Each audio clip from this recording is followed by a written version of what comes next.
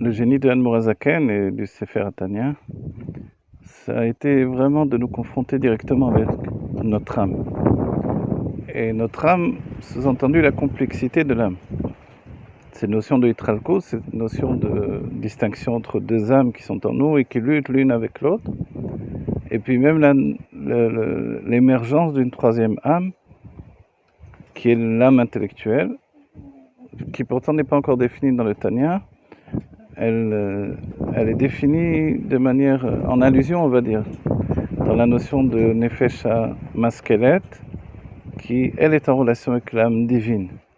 Mais pourtant on comprend bien que le Tanya est un livre foncièrement intellectuel, et on peut se dire, on peut s'étonner, on peut de manière légitime poser la question, mais si je ne suis pas intellectuel dans mon fonctionnement, est-ce que le Tanya s'adresse à moi? Et on voit que le miracle c'est que oui, le Tanya s'adresse à chacun d'entre nous. Pourquoi? Parce que le Tanya, lui, c'est un livre de conscience en fait, un livre de l'âme. Et quand on parle de l'âme, il n'y a pas de différence.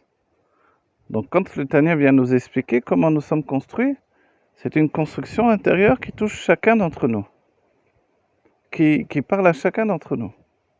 Et chacun est à même de comprendre finalement le dessein que Dieu a inscrit dans sa personnalité, comment Dieu nous a structurés.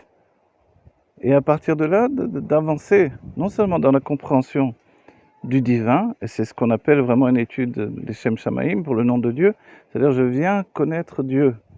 Et par le biais d'une relation de Dieu avec moi-même, c'est-à-dire que j'utilise ma propre âme comme exemple pour comprendre le divin, comment Dieu est tout, comment il s'inscrit dans des mondes divins et comment depuis ces mondes divins il éclaire, depuis les 10 sphirotes, les 10 structures de dévoilement divin, il éclaire notre âme qui elle-même est structurée de 10 forces de l'âme.